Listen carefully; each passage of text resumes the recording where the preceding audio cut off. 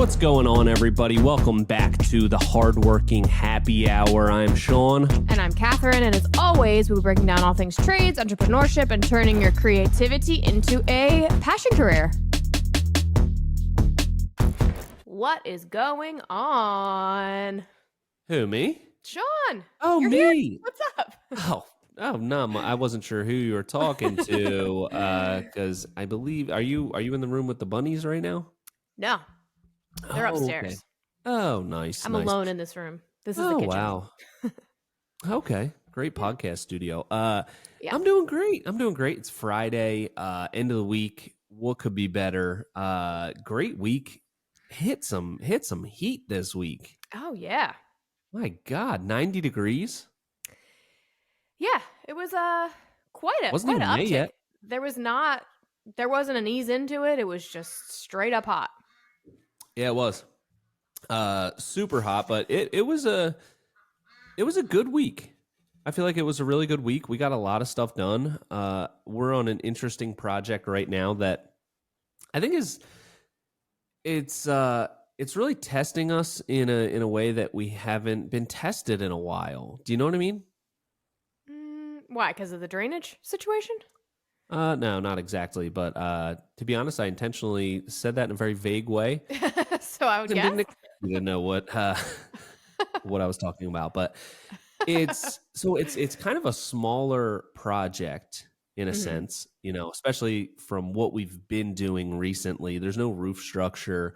Just looking at it and the square footages, there's not that much going into it, but we have a lot of different logistical things that we have to deal with here. And we have somewhat tight access. They have a small driveway. True. There's no street parking. They need access to the garage because they have a Tesla and they need to charge that thing.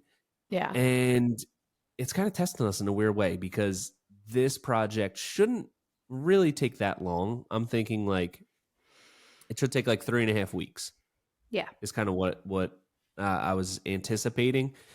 And we're moving through it pretty good, but there are those logistical things that I don't know if I've ever mentioned it, but it's not necessarily my strong suit is dealing with all of that different kind of stuff, scheduling, when stuff's going to get dropped, and just that shuffle, that musical chairs of the construction world.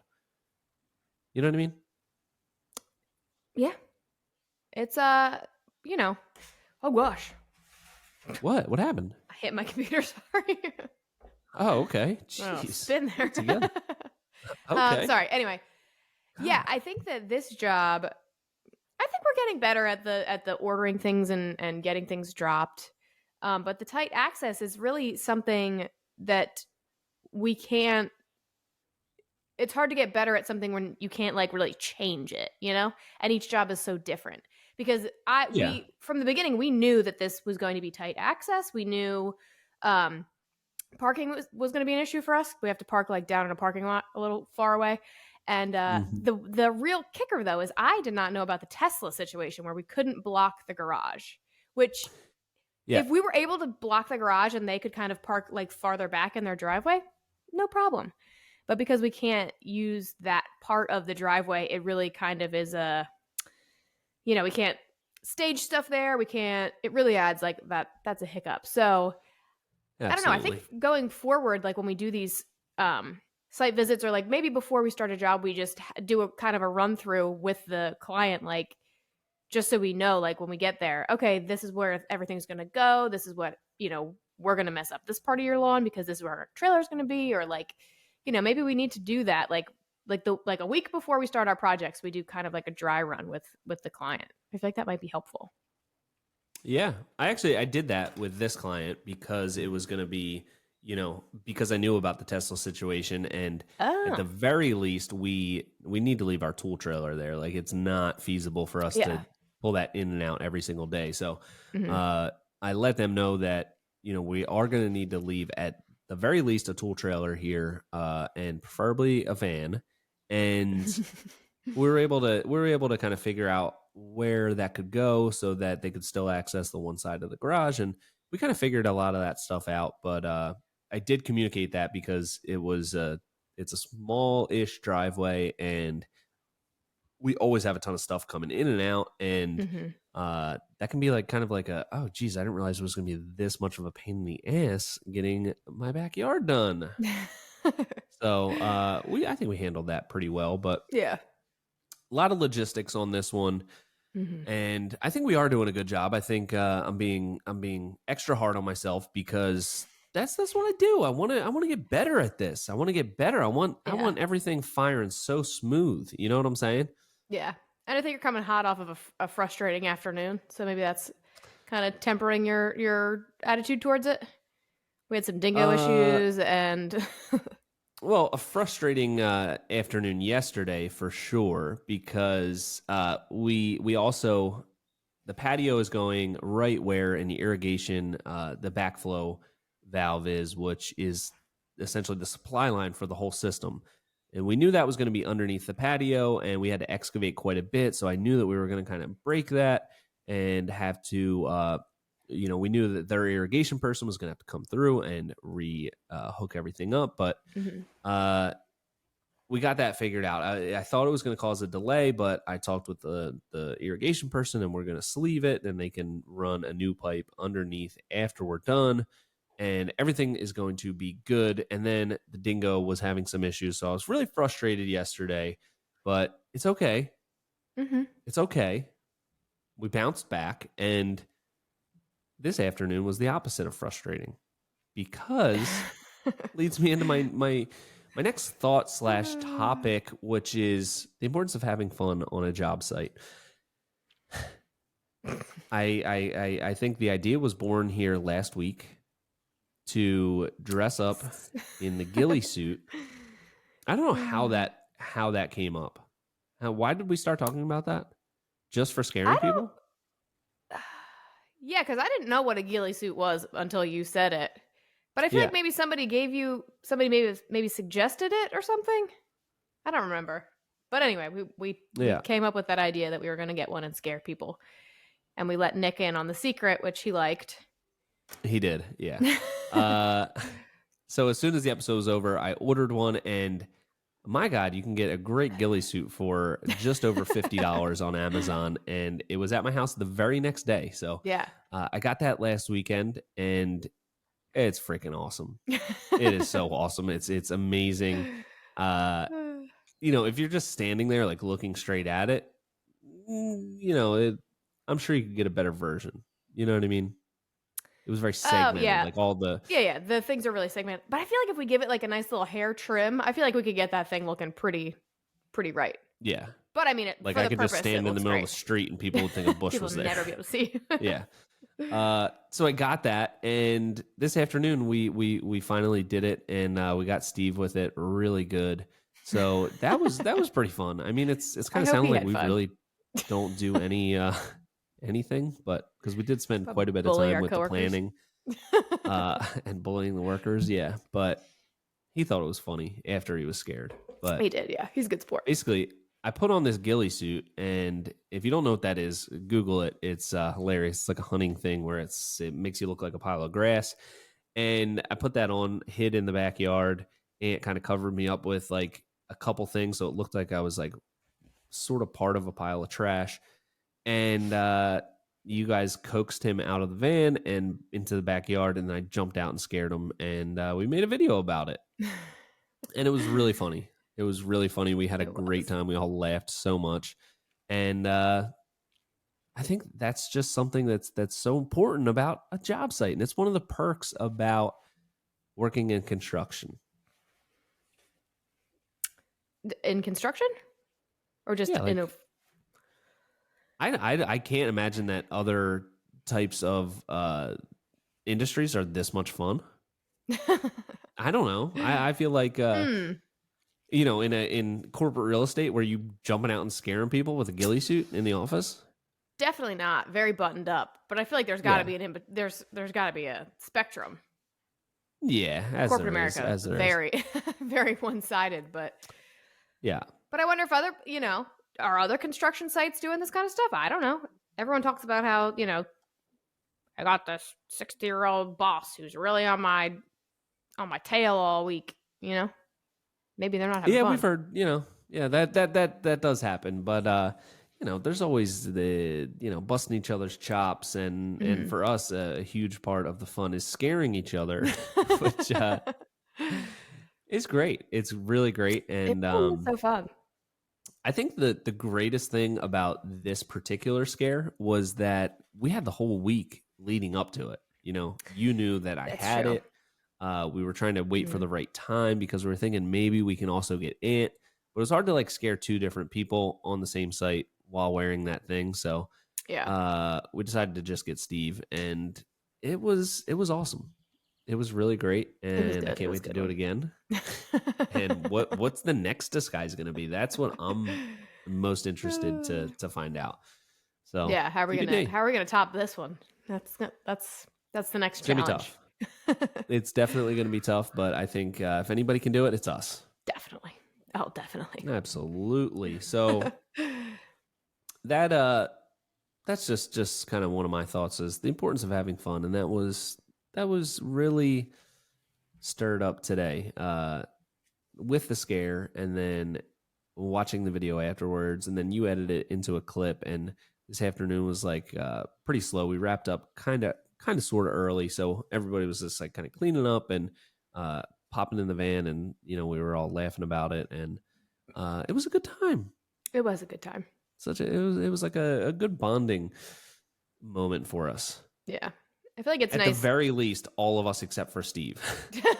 I think he saw it as a bonding experience as well, but I hope he did. worst case scenario, he didn't, but everyone else did. So, Yeah. you know, Yeah, when you're building stuff, you're always kind of, as much as you're on your own time frame, you're still kind of on other people's time frames. Like there we had a couple of lulls where we were like waiting for a delivery or waiting for these irrigation people or waiting for, you know, pavers or whatever. So that it does kind of naturally create these like little like kind of lulls and then like really chaotic portions. So it's yeah, nice to have a little bit of fun in the lulls. Use those as like the fun period. And absolutely. that's what this afternoon Absolutely. definitely was. It was for sure. But anyway, have fun, everybody. Just have a good time. Loosen up a little Yeah, bit. loosen up, Loosen relax. up, Enjoy your relax, have days. fun. So, one of the other things that we're going to talk about today is design trends. Design trends. I'm working on a couple designs, and I feel like we're kind of maybe it's just my style or my preferences. I feel like are changing a little bit. I'm kind of Mhm. like subtly moving in different directions with some of the things that I like to do and things that I want to do. Um, I think I'm seeing that like a little bit more widespread, but it feels really apparent to me because I feel like my design style is I don't want to say changing. I want to say evolving. Yeah, How about evolving. that? How about that? Ever Evolving. evolving. So Yeah. ever evolving. So we're gonna Mhm. talk about some design trends or trends to be. Maybe if they're not already trends, maybe it's trends that I'm about to set. We're Yeah. about to set. How about that? Yes. So we'll talk Love about that. that, and I think you had something that you wanted to talk about. And what was that? Yeah. Should we do it now? We should get into it now. Should we wait? Now, let's do it now I'm and in. then we'll hit the design stuff later. Okay. Okay. So, this has been not bothering me for a while, but in the internet world, we consume a lot of content. We put a lot of content out there. But recently, a lot of the content that I have been getting, and I don't know if it's just because I am a woman in construction or what it is about my algorithm. So I don't know if you're seeing the same type of content, but a lot Mm-hmm. of it is like, uh, it's like taking like a woman, whether it's your wife or whatever, girlfriend, into a Home Depot and making them like guess what things do or guess the price of things or like, and it's basically just being like, taking my wife, my dumb wife, into Home Depot to see if she can guess manly things. And it's always just some lady being like, oh, I don't know, like $4. And it's so dumb because it just makes the women look really dumb. And like, it's not fair because why would you know the price of a 2x4 if that's not what you use every day at work? Yeah. Um, and I hate to take the stance of like, I hate to constantly, it's exhausting to be a woman in construction and then also kind of have to talk about it all the time and like get asked about it all the time. I don't really want to do that. I think that it should just become normalized and we all get to enjoy our careers. So I don't want to constantly talk about it. But like with this kind of stuff, it bothers me a lot because it's just so othering. And I was thinking about it in this sense because in those videos, it's always like, or if it's people on the street being like, let me interview this 20-year-old girl and see if she knows what some sort of, instrument is or whatever. Like tool instrument, not like instrument. But either way, the point of the video is to make, is like to put women down or make them look dumb, like they don't know what they're talking about or whatever. And then I realized that's kind of just like an internet trend. Like, even if it's not women, there's just this internet trend where it's like funny to make other people look dumb. And it really bothers me a lot because I think that with tools, they're so specialized, and you could take a master carpenter and show him a bunch of like electrician tools or plumber tools or whatever, and chances are he might not be able to name all those things because he doesn't use them all the time. So why are we making these clips that are so funny trying to make people look dumb? And then you take, a woman who it's like, okay, and then you're going to show that to like a young girl and she's going to see that and think, well, I'm not supposed to know what kinds of tools, what tools are. And I'm just going to be made to look like an idiot if I try to answer these questions. So it was like a silly little internet trend that really like bothered me. And then I realized, this is like a whole thing that people want to make other people look dumb. And I think it happens a lot like in internet comments or whatever, you're constantly people are trying to tell people that they're doing something wrong or whatever. But I don't know what that is that makes people like that kind of content where it's like making other people look dumb. It's interesting. Yeah, that's interesting. What is most interesting to me is that I have not seen that. I have not seen that trend at all, and it seems like it would be more funny to men than to women. Yeah, because you're like offended by it. I don't want to say offended by it. I just don't like it. I think it's just not funny. It's meant to be funny, and it's just not funny to me. I think. I just. I feel like it's geared more towards men. Like men would think that's more funny. I think it's a bit lazy is what I think it is. Exactly. I think that's what it is. It's lazy comedy. Exactly. I'm not offended as a carpenter at all. I'm offended as a comedian, which I consider myself. It's so lazy. It's just like, you could take anybody anywhere that like they just don't know. Like you could take, I don't know, a person to a diner and say, well, how much is an omelet? And what's in a Spanish omelet? Yeah. They're like, eggs? And people, so I just think that that's stupid and I don't think it's funny. Mm-hmm. But that's not really related to the fact that it's demeaning to women. Not that I think being demeaning to women is funny, but I just, it's just not funny to begin with. Yes. So, but that is kind of interesting. Like, obviously the comment section is kind of based on trying to make other people feel dumb or look dumb. Mm-hmm. But, when the content is geared towards that, I have definitely seen stuff like that. That's like super prevalent that, you want to make somebody like put somebody on the spot and make them look dumb, which I don't like. My favorite kind of content is when you make someone feel uncomfortable and it's like awkward. Oh God, I know you love that. I love that so much.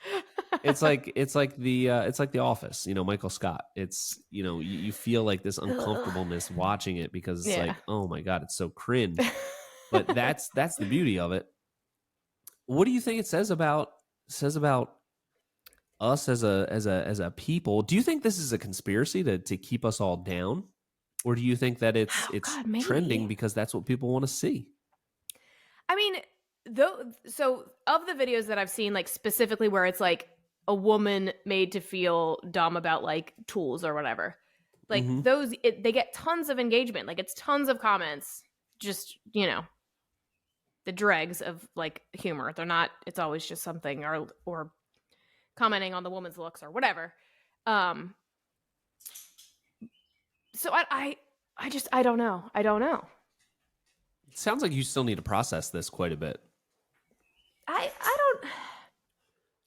Do you think you're more feel... offended as a woman, being that it's like making it's like attempting to make women look dumb or something, or just oblivious, or does it offend you more as somebody that's in construction and wants to see it be more inclusive? I think the latter. I think I want to see this kind of stuff be more inclusive, and I feel like good job, by the way, knowing what a ladder is, because that is a construction thing. Good job. Oh, weird! It's doing that thumbs down thing, that AI thing. Anyway, yeah, I think that especially when women go into a place like a Home Depot or a Lowe's or any kind of, home improvement store or hardware store, it can already be an uncomfortable situation where you don't know exactly what you need or what you're looking for, and it's uncomfortable to ask for help, or you feel like people are kind of. Whenever I go into a Home Depot, 30 people ask me if I need help. Like it's I don't know why men don't have that same experience, but I do. They ask me if I need help. I have 20 people ask me if I need to help carry something to my car, even if it weighs like a pound. It can feel like a very different situation for a man and a woman. So I think that these videos just kind of like breed that sense of you should feel uncomfortable in these hardware stores, or you should feel uncomfortable around tools. So even if a woman doesn't want to be in construction, they should still feel comfortable going into a home improvement store, because we all have houses that need some minor construction every once in a while. You should feel comfortable taking on a project or being able to find the knowledge that you need, or asking for help in a Home Depot if you need it. Not like you're constantly going to be ridiculed for not knowing what you don't know by going into one of these stores. So it's not like offensive to me. I just feel like as a whole, it should be more encouraging to women to go into these places and feel comfortable. And then and in a bigger sense, I just feel like we need to stop making people feel dumb for things that they don't know, and why would they know? Because I think that's so, you can't know what you don't know, and there are so many different career paths, there's so many different things to know in this world, and we can't possibly know them all. So that's true. And like I said, people things like it's the laziest form of comedy. It's just dumb. And, so I just I don't know. Maybe it's just it's a whole thing of meanness that kind of boiled down into these little dumb internet clips that got under my skin. I can see that, and for good reason. I mean, it's. I think you made a good point, being that certain people are going to get into the trades, certain women are going to get into the trades, and they're going to by learning it, they're going to have the confidence to, they know all this stuff. But I think it affects people a little bit more. I mean, number one, getting into the trades in the beginning, or a young person seeing that, and just the cultural kind of implications of women aren't supposed to know this. So it will limit people getting into it in the first place. But women that are already a certain age, it will make them that aren't in the trades yet, and probably never will be, because they just have another career. But that home improvement part where you don't have to go be a carpenter 40 hours a week to just go into the store and hey, I'm going to learn how to I don't know, I'm going to start off with hanging pictures, and then I'm going to, put up a little bit of trim, and I'm going to learn how to do this. And all this stuff is pretty easy, and it's accessible now with YouTube, and you can learn anything. So I think it definitely discourages people, somebody that is our age that doesn't have any experience. I think it's really, if they see videos like that, then it's okay, yeah, I definitely don't want to go into that store and look like I don't know what I'm doing. But I think the other reason that you probably get asked 30 times if you need help is because anytime a man goes in there, no matter what, they're never going to say they need help. I mean, it's just never going to happen. So it's their job to say, hey, can I help you find anything? 105 out of 100 men will say, nope, no, I know where it is. I got it. I got it from here, pal. So they're probably just, That's also certainly what I'm saying. Whether I need help or not, I always say no. Yeah. Get away from no, me. Pal. Eat it. All right. Well, what should we do about it? What should we do about it? I think we're already doing something. You're already doing something. You're out there. You're out there. I think You're we just doing need to stuff. talk You're about it making more. You're making videos. Yeah, let's definitely talk about it way more. Make it a more inclusive place for everybody. And I don't know. Be friendlier to just everybody, and also DIYers and just women in general. Be nice to women, everyone. I think that's a great place to start. Stop. Let's not say everybody yet. I will also say, a lot of these clips that I see, it's always like, taking my dumb idiot wife to Home Depot. And it's like, why are you making clips about trying to make your wife look dumb? Like, at the very least, in your relationship, try not to make your wife struggle look stupid. in the home. Yeah. Well, it's just a bit of a relationship advice from me. Yeah, you definitely got to keep them down. Otherwise, they might try to escape. I mean, that's kind of like relationship 101. Keep them suppressed so they won't run away. I learned that in some sort of relationship course. So yeah, so that's good advice there. So, well, maybe we'll dig into that a little bit deeper at another time and see what we can do about it. See what we can encourage other people to do. But we'll start off with being nice, especially to women. Being nice. Yeah. Yep. Start with that, but not overly nice to just women. It could go wrong. Don't take it too far. Just be you know what? Just treat them like you would treat everybody else. Yeah, and just ignore them. Don't talk to anybody you don't know, because you'll either be mean or weird. So just ignore everyone on this planet. And there you go. Look at your phone when you see another human in real life. Anyway, moving on to some design trends, which I want to talk about. Why don't we start off? And this is kind of like all-encompassing, because we also, I just bought a new house, and we did a ton of remodeling, and not only me, but my wife are involved in a lot of design choices and colors and all of that kind of stuff. So I think it's a good thing to dive into here. Yeah, I love that. Before we get into it, like you said, you have made recently a ton of design choices professionally and also personally. Do you feel a bit of design fatigue?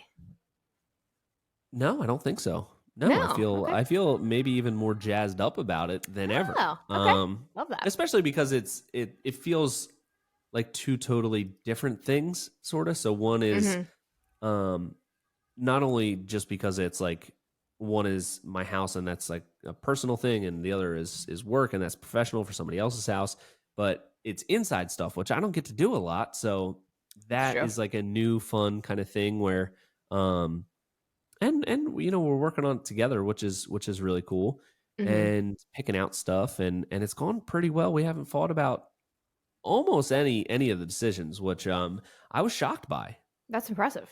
So, and we both like how it turned out. So, let's talk about number one. I want to talk about color. Okay. Do you know anything about color? No. Nothing at all. Okay. Nothing at all. Let's start from the beginning. Easy then. You don't have to erase any of these bad habits. So right. I think color is like one of the driving forces of design. You always see Sherwin-Williams, Benjamin Moore, they come out with the colors of the season or the year, and they kind of like subtly progress over time. And it's not like they usually don't go from like one extreme to the other in 1 year. It's kind of like an evolution of color, and you see it kind of come in a wave and then go. Like, I feel like one thing that might be on its way out, at least a little bit in some scenarios, is just a lot of gray. Yeah. What do you think about that? I could not agree more. The grays hit the scene really hard, and they were overused, and every single flipped house just That's gray what it is. walls. Every Yeah. single wall was gray.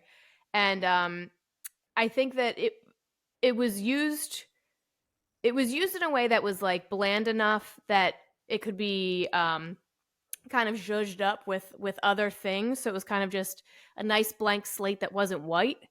But now it Hmm. has become so overused everywhere that now people are just so sick of the grays. And also I think that warm tones and cool tones so cyclical. Like they come in, they go.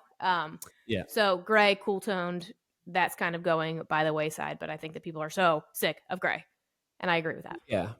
I think that I think it's gonna have like it had its peak for sure. I Oh think yeah, big we're gonna time. see a valley there, a deep valley of gray pretty soon, and I think it's 100% because of the millennial flip house. Hmm. It's like this huge post housing crisis house flipping bonanza that happened, and Hmm.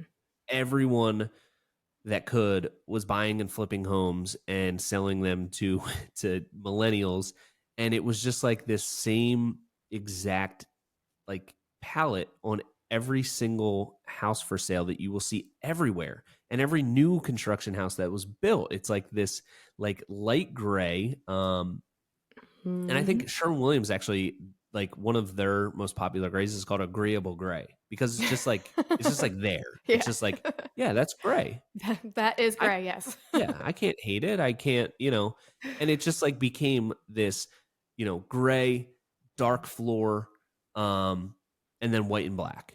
And that Hmm. was like everything. White cabinets, on every single kitchen that you will see on any flip house ever.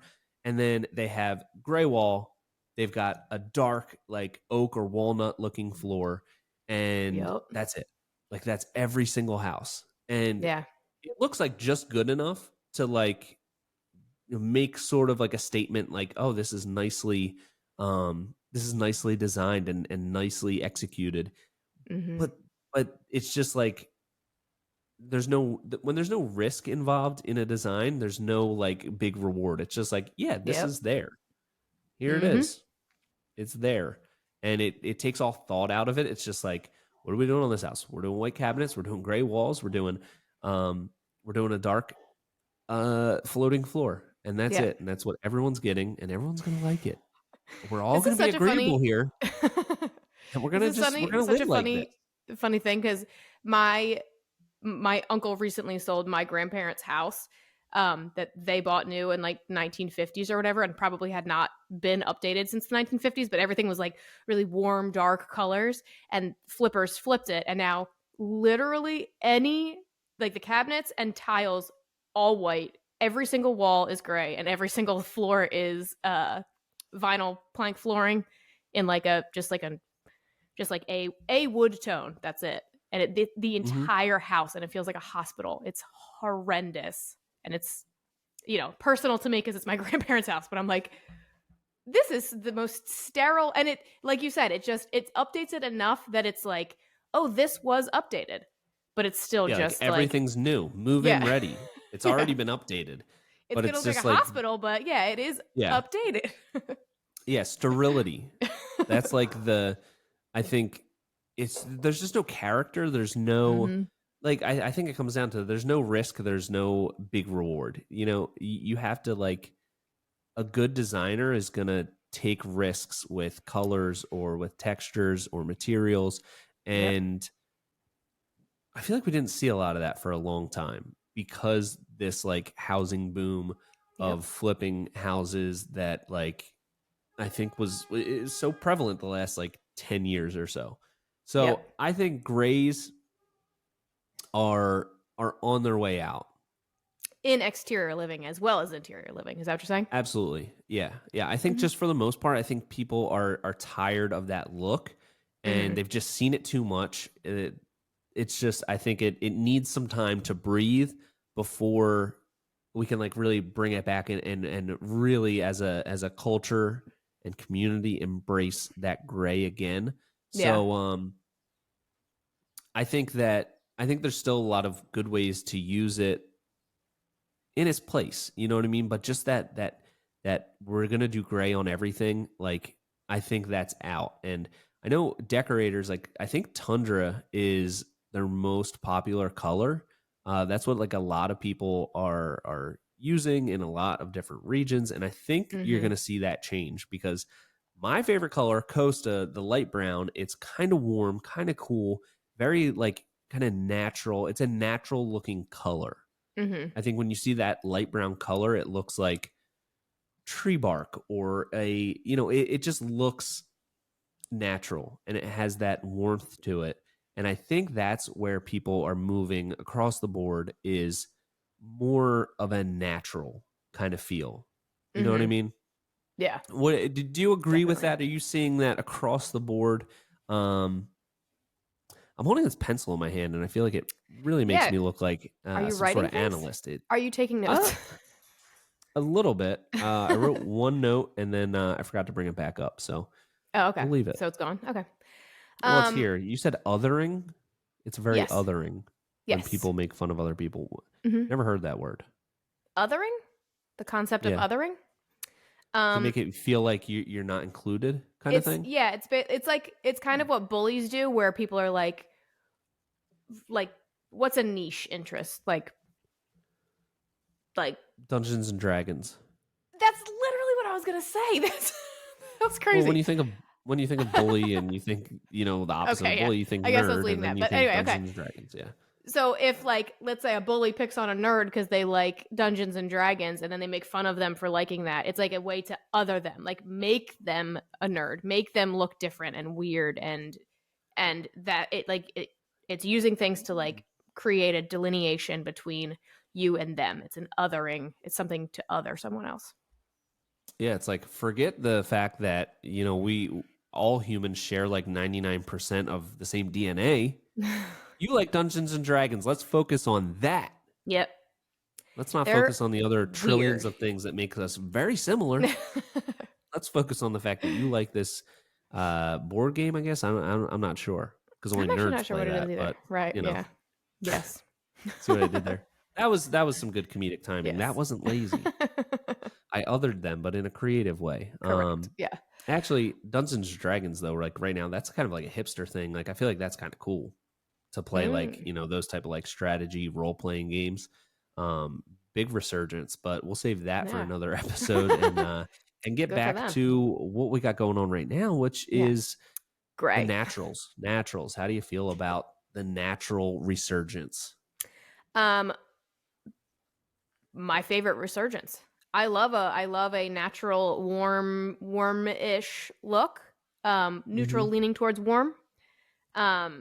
I on the scale of things don't prefer the grays. I definitely lean towards the warms. So I think that warm natural things just lead to a more earthly environment and I just really prefer that. So I'm really excited to see where things go. And I also am a big fan of Costa from Decorators. I think that color is just perfect because it has just a slight amount of gray in it so you can kind of pull both tones in it.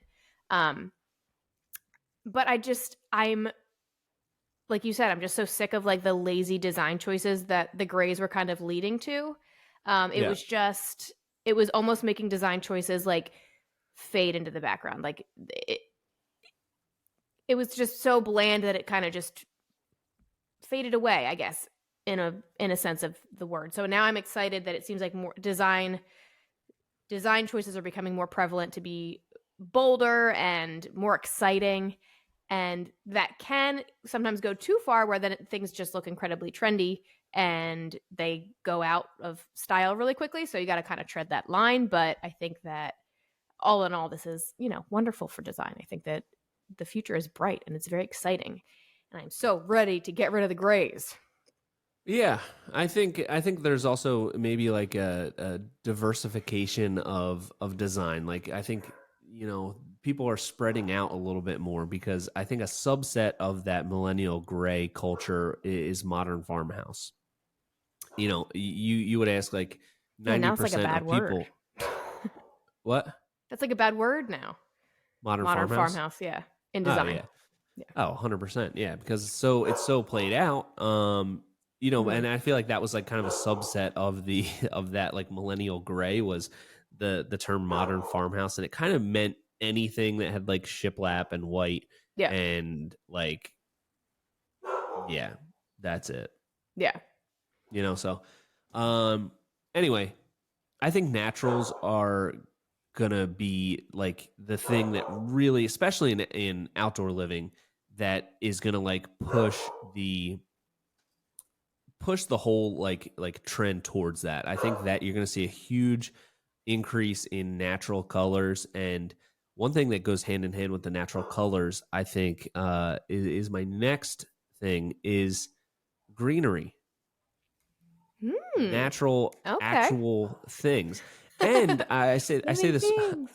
living things. I say this also with a caveat that I don't think it has to be a living thing. I think it could be fake plants. I Okay. love fake plants. I love them. I got a Costco olive tree in my living room.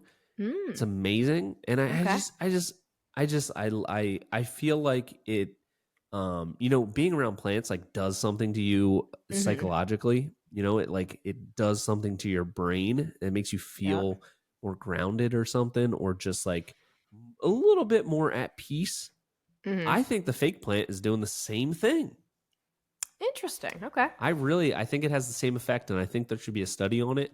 But I really think that surrounding yourself with the environment and bringing in plants onto the deck, onto the patio, and really like making that a big emphasis, Mhm. um, I think that's where my kind of that's what I'm seeing a lot, and that's what I want to see more of Yeah. is like the accents being greenery, whether it's real or fake, combination of both. I love the things that we've been doing with floating shelves, and then we have kind of like a cascading plant on there, whether it's real or fake. It just like gives it this other dimension to it that you can't Mhm. get with anything else Yeah. except for a real or a fake plant. So, um, I want to do so much more with that. I'm really excited about the possibilities around like just encapsulating an area with that natural element of greenery. Yeah. So I'm excited to see.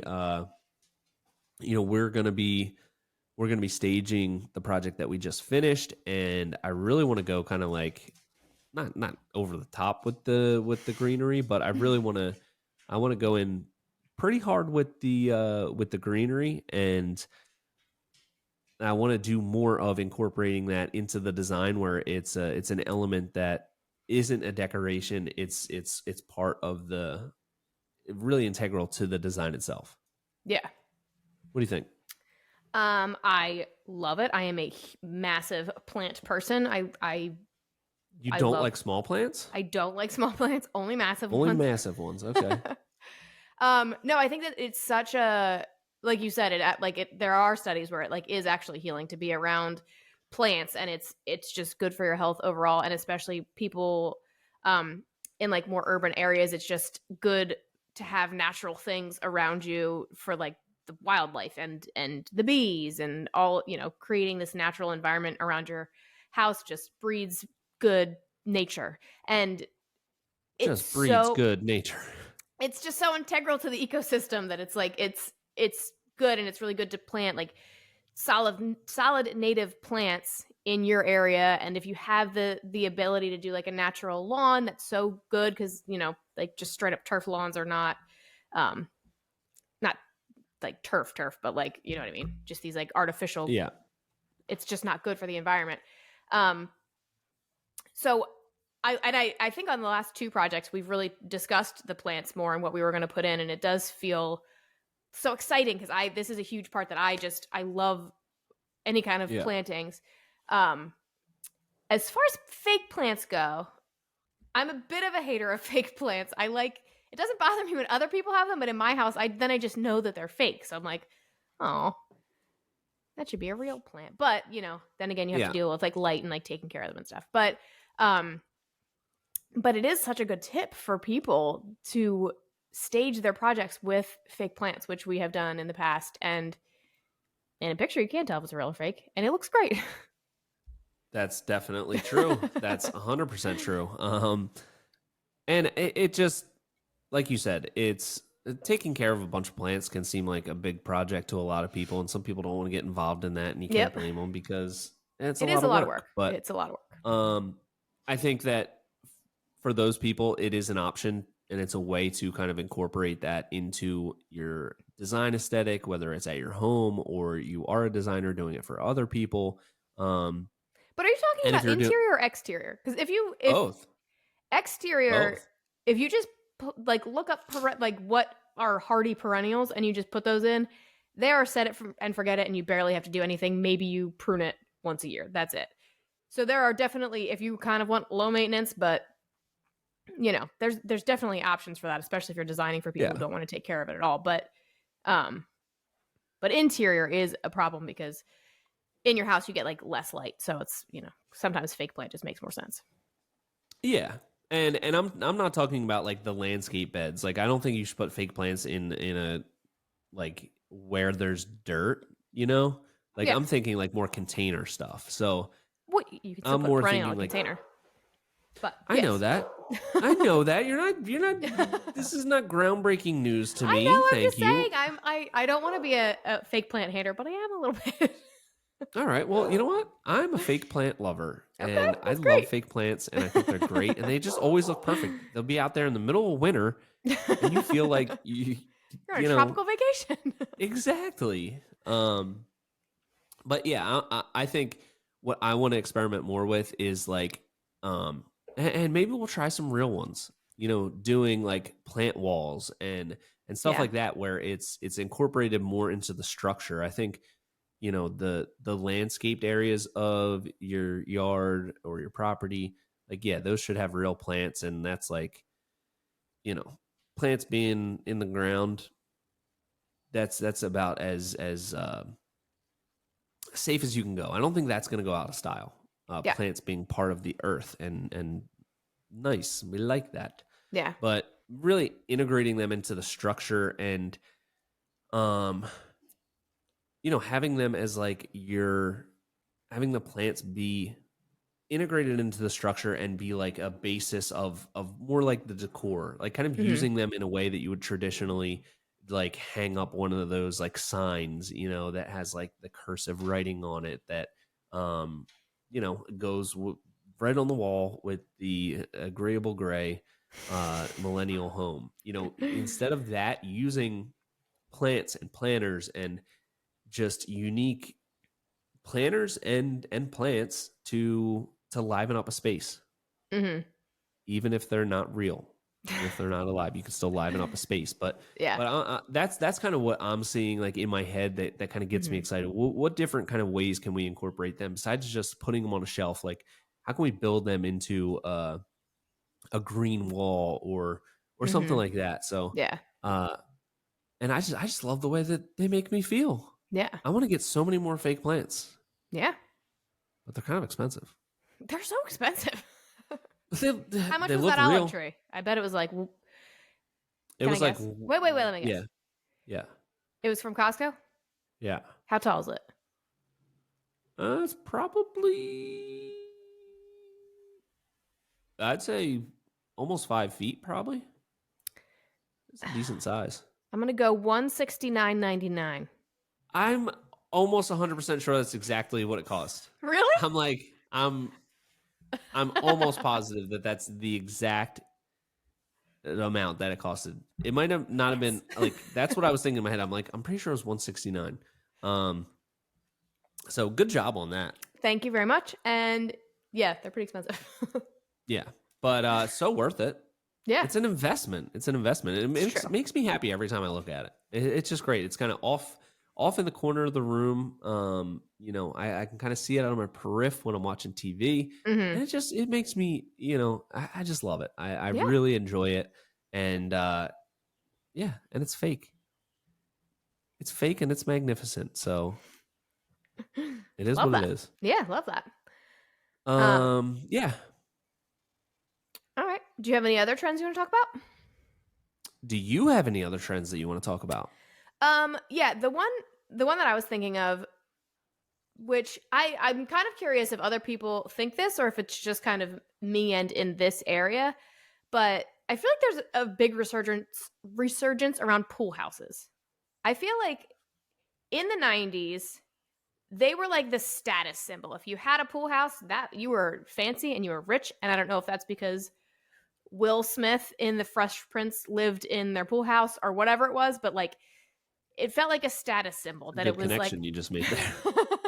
It's a really, really good connection. yeah, Probably. it might be that. I don't know. And I don't know if everyone else feels that way, but in the 90s, pool houses very much a thing. And then I feel like no one talked about them until like very recently. And now I feel like we've gotten several inquiries about that have mentioned pool houses. I've seen them talked about on like HGTV, those shows, they like mention pool houses a lot, and I'm just like, what is the pool house coming back? Is it just a fancy place to hide your pool equipment and then a little shower, or is it like is there like a bar in there? Is it basically a guest house? I I feel just like was feel a like there's staple in a pool house. what? You got the poker table. Oh, interesting. Dad's having his friends over for poker night out in the pool house. They might smoke a couple cigars. Okay. Now Even see, I though didn't know Marge that. hates it when they smoke in there. She hates Oh it, god, she but hates it. they sneak it. They think that she doesn't know when they open the windows and put on the fan, but she knows She when knows. eight men are God, smoking she cigars knows. in a tiny little hut. But yeah, I feel like anytime I was in one, I feel like there was always like a poker table.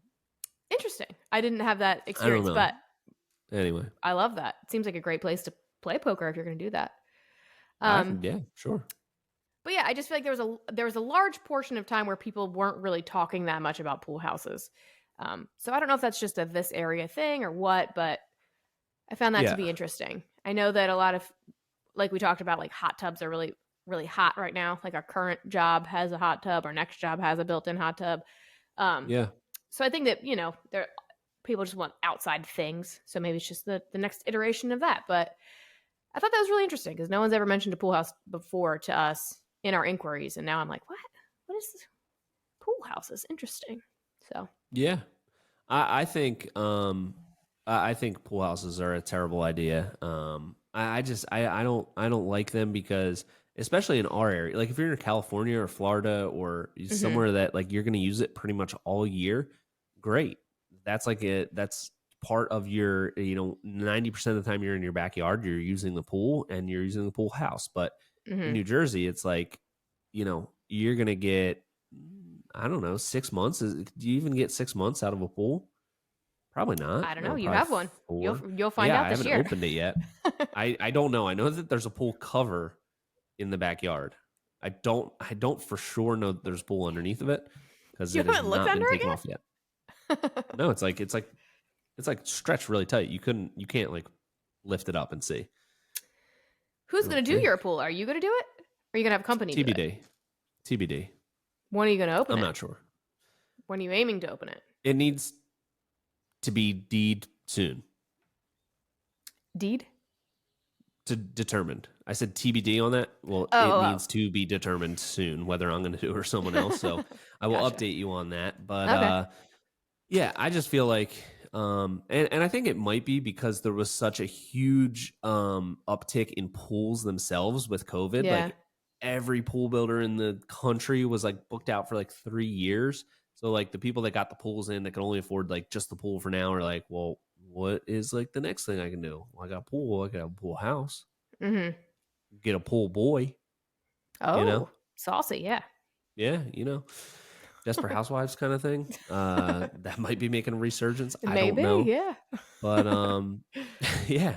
So I think that the big thing that I'm seeing. Oh, one more thing I'll touch on is I think simpler patterns. I think that's just like kind of what I've been leaning to. I don't know if that's like an overall thing, but I think simpler patterns um, are just kind of like what I've been falling back on a little bit. And that's a tough one because, um,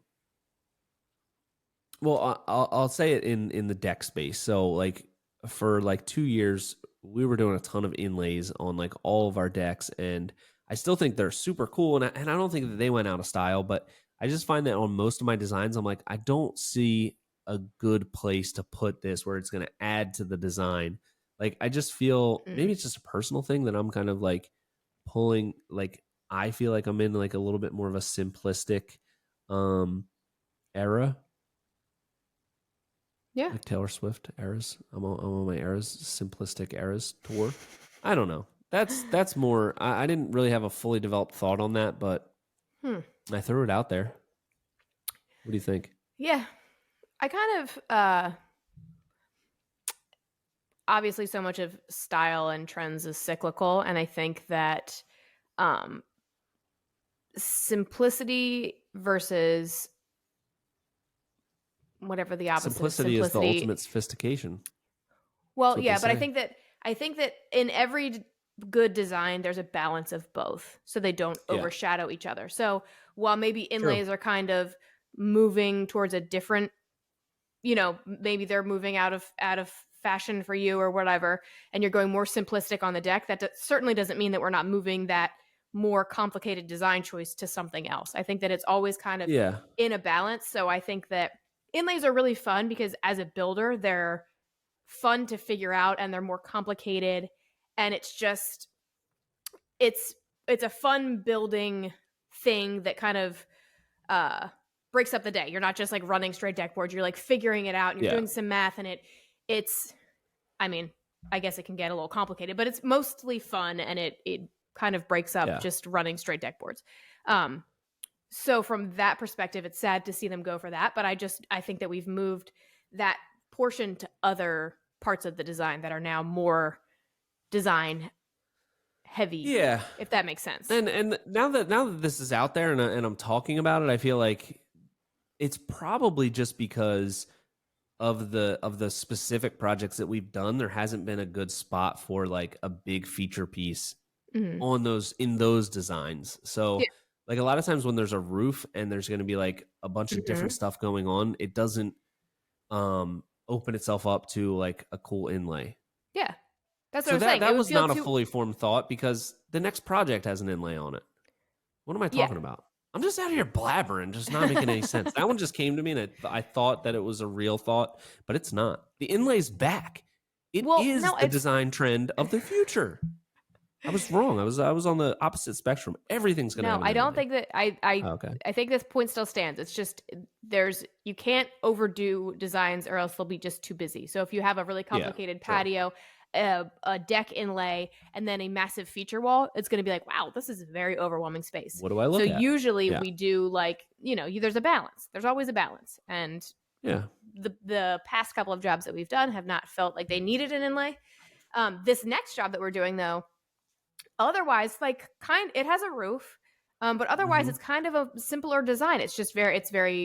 It's a box, which we don't usually do. Yeah. It's like, so otherwise it's very simple, so it feels like it needs an inlay. So I True think that. That's a good point. it's just I balance. I think that we should touch on these design trends and thoughts more often and kind of see kind of what we're feeling. I think this was Yeah. this was kind of a fun thought experiment for us. Yeah. But I think we'll leave it there for this week. And what do we say? Till next time, this has been the Hardworking Happy Hour. See you next week.